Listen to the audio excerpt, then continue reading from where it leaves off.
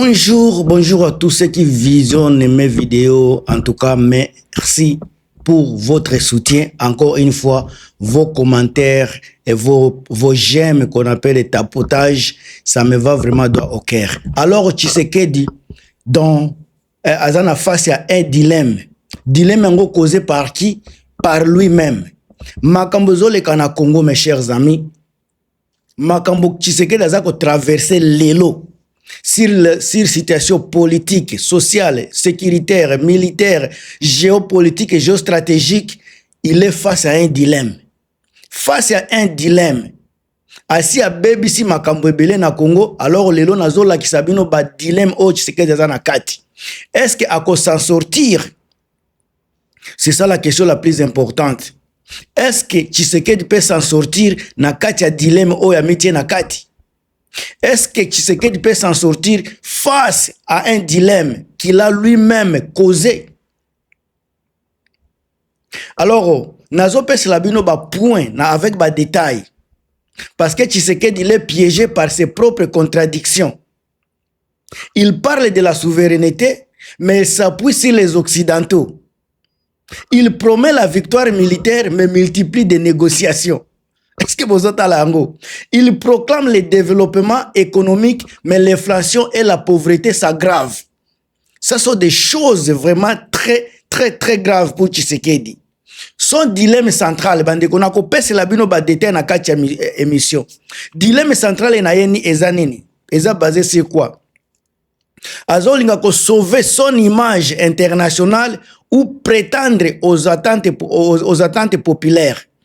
Il est faible sur tous les plans.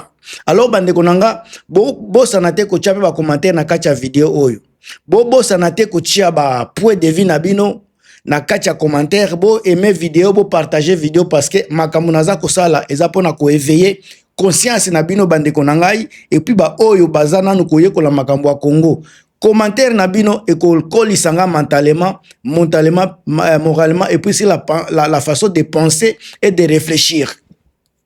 Alors, naza kolakisabino dilemme militaire oyo Tshisekedi aza en face.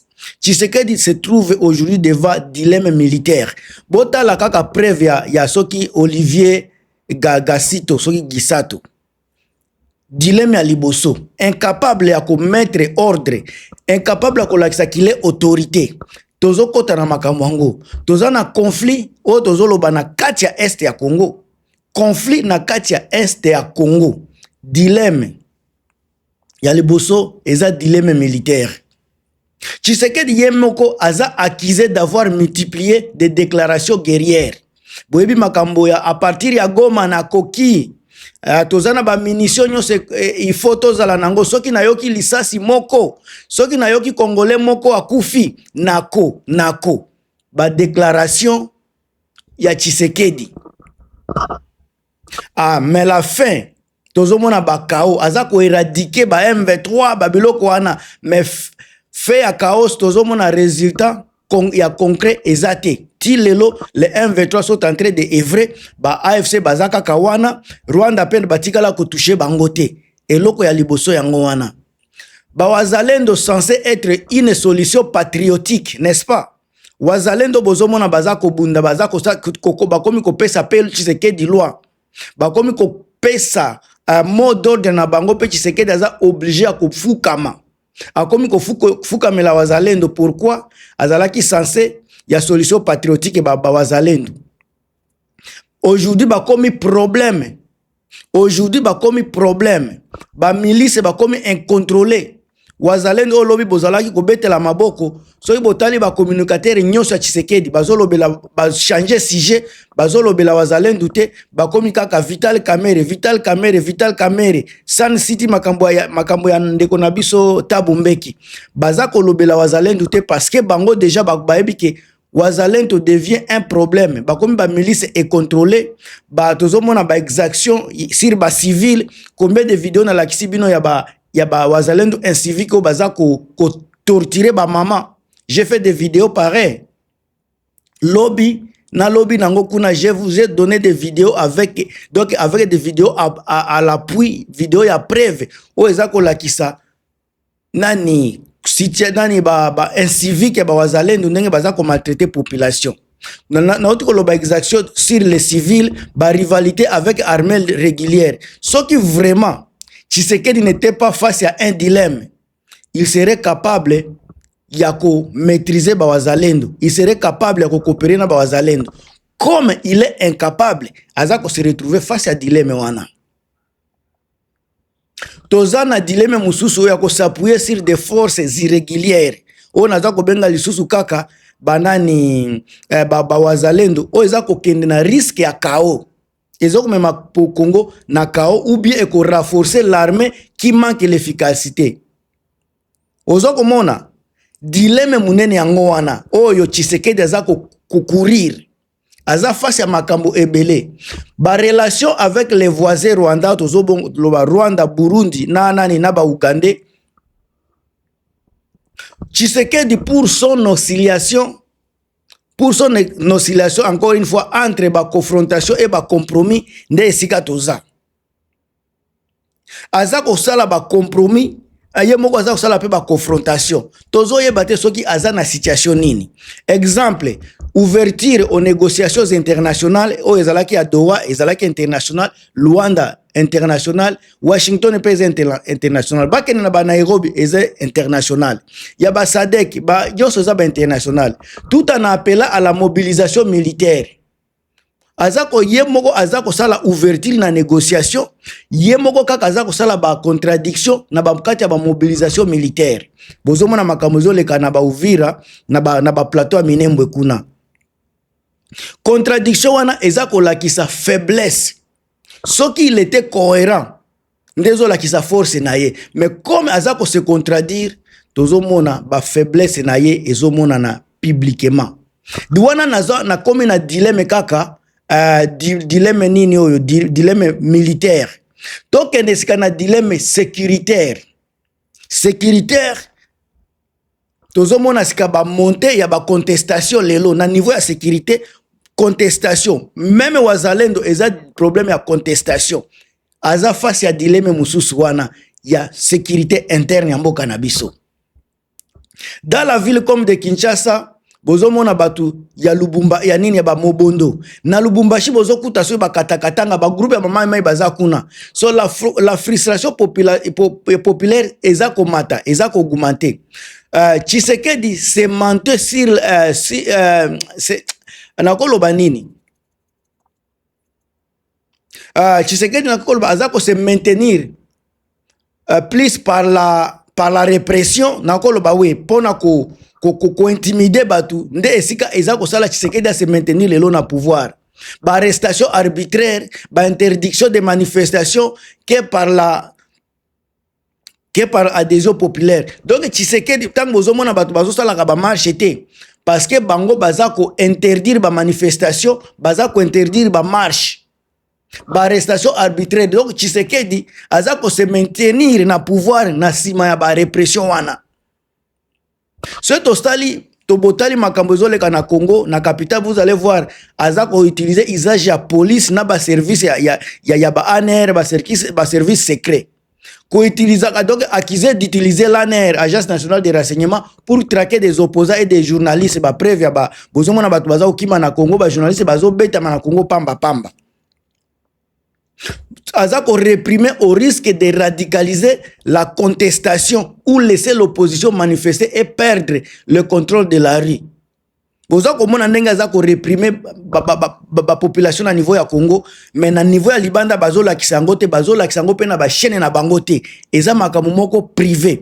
Tokota na secteur sika da dilemme Tshisekedi aza nango na dilemme économique. Sur tous les plans na lobby Tshisekedi aza devant dilemme.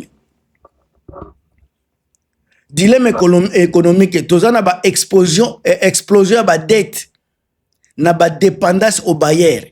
Pays au bozolo ba tozana ba soki ba budget à 14 milliards, mais toza dépendant, toza ko dépendre na ba bailleur ya Libanda. Tshisekedi il a multiplié des apprens ba Nyongo aza kozwa banyongo pa FMI, azwi mbongo na Chine, azwi mbongo na Eurobonds, mais sans impact visible sur la vie quotidienne. Nani mutu akiko loba oui banyongo Tshisekedi aza kozwa toza ko se retrouver. Boba na kotuna pe Tshisekedi azokende kozwa banyongo ebele libanda. Bambongo ezokotaka Matadi azotia kango wapi? Bambongo ezokotaka Kasumbalesa, bambongo ya baminere ezokende ke wapi? Lelo Tshisekedi balobi aza comme na explosion de la dette et de dépendance des bailleurs. Donc mboka na biso ezo dépendre na banyongo na ba bailleurs ya libanda. Mbongo ezokota na kati ya Congo, o bazombema na Congo ezokende wapi? Na mbongo baza kozepa ba bailleurs. Congolais ni na kolo batoza ko se retrouver.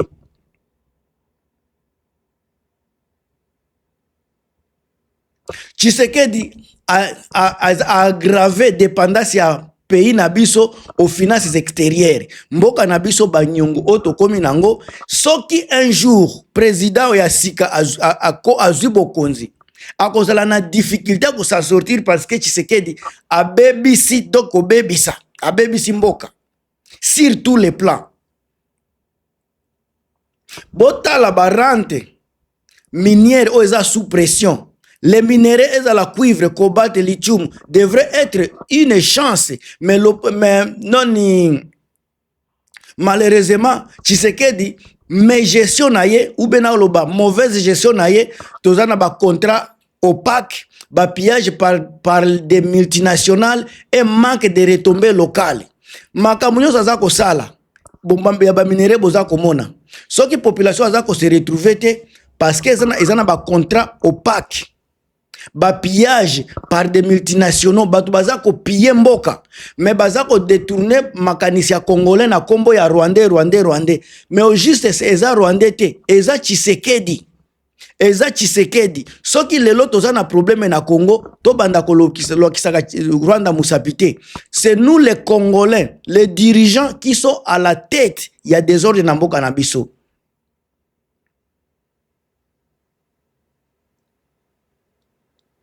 Ba façon aza ko travailler avec ba nyongo ebele et risque ko zongisa Congo na néocolonialisme économique parce que to comme déjà ba dépendant tozo dépendre sur tous les plans bongo zo bima libanda poto survivre na Congo.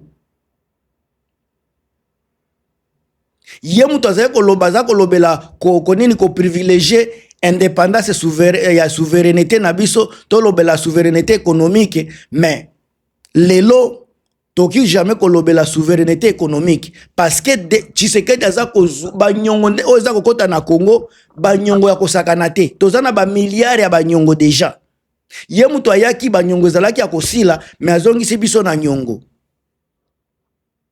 Tota soki to bandi ko lobela kaka Tshisekedi aza nini face à un dilemme économique, botala inflation ya mboka na biso, botala inflation. Franc congolais continue ya ko se déprécier, valeur eza ko sila, dollar ezo mata. Tshisekedi mutaze ko promettre social.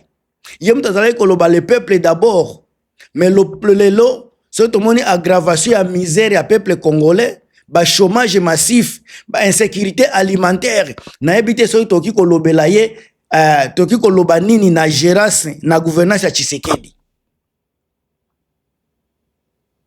Soki lelo babandi ko tuna franc congolais, to ya dollar lelo za combien? Tshisekedi akoyoka soni ko répondre peuple congolais. Ye muta loba ki peuple d'abord. Mais tozo mona aggravation ya pauvreté. Pauvreté na niveau ya Congo ezo mata komata.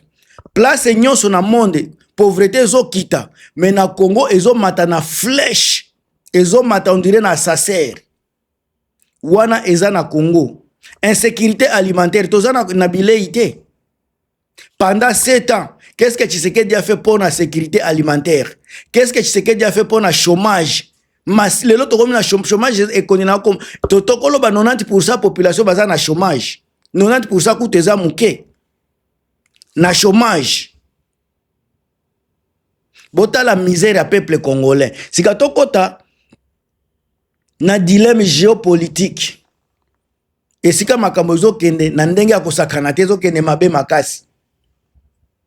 Tshisekedi aza agent ya contradiction dans les alliances internationales. Tshisekedi est un agent de la contradiction dans les alliances internationales. Tshisekedi dépend de Washington, dépend de Bruxelles pour sa légitimité et son aide militaire. Il dépend, c'était dépendant. Mais en même temps, il doit composer avec la Chine qui contrôle l'essentiel des secteurs miniers. Alors, paradoxe Zawana, un président qui parle de souveraineté, mais qui se livre, qui livre, lui-même il se livre, et puis il a livré l'économie en mboka nabiso aux grandes puissances. Donc, tant que les grandes puissances sont économie nabiso, tozo comme dépendant automatique na bango, tozo dépendre na bango. Si ka tokomi na isolement diplomatique africain, na niveau d'Afrique, ba voisin nabiso, ezala Rwanda, Ouganda, Tanzanie, Burundi, ne faut pas confiance à Tshisekedi. Son incapacité à construire une diplomatie cohérente dans la région. Son incapacité. Il a échoué à construire une diplomatie cohérente. Il a échoué. Il est incapable de construire. Une simple diplomatie cohérente. Simple diplomatie n'a pas voisin. Il a échoué à ça. Botala lelo tozo mona ba présence ba Russe et ba Turc. Eza départ de nini arrivé à ba Wagner na Afrique o bazo benga Wagner Africa Corp ou des mercenaires turcs, mais Tshisekedi dans un dilemme également, accepter ce soutien mais risque la rupture avec l'Occident ou rester aligné aux Occidents mais inefficacité militaire persistante. Akoki kozwa batuana nyoso.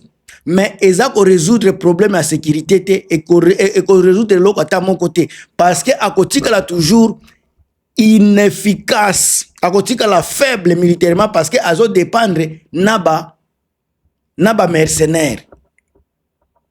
Alors, tant que tu sais que dans l'obéla souveraineté, yamboka nabiso, mais yemoko azako dépendre, azako s'appuyer naba occidentaux. Dilemme ya mususu wana azako promettre victoire militaire mais yemoko azako multiplier ba négociation azako proclamer développement économique mais l'inflation et la pauvreté tozomona ngone kezako mata. Tshisekedi n'a pas de stratégie pour gérer mboka ezala à court ou bien à long terme. Il est faible militairement. Tshisekedi il est faible encore une fois militairement.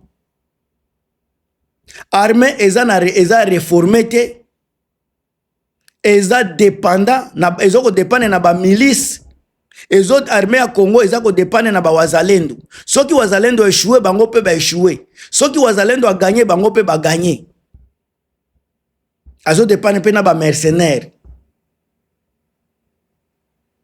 Tshisekedi a commis prisonnier de la géopolitique internationale. Aza prisonnier à Occident, aza prisonnier à Chine, aza prisonnier ya ba voisin hostile. Tshisekedi yemoko aza déconnecté des peuples congolais. Bota la pauvreté n'engeza na population, ba promesse ya lukuta. Est-ce que ngana lobi mabe? Dilemme o Tshisekedi aza na kati. Tshisekedi face à un dilemme oyo na ebité soki akomi longola na kati.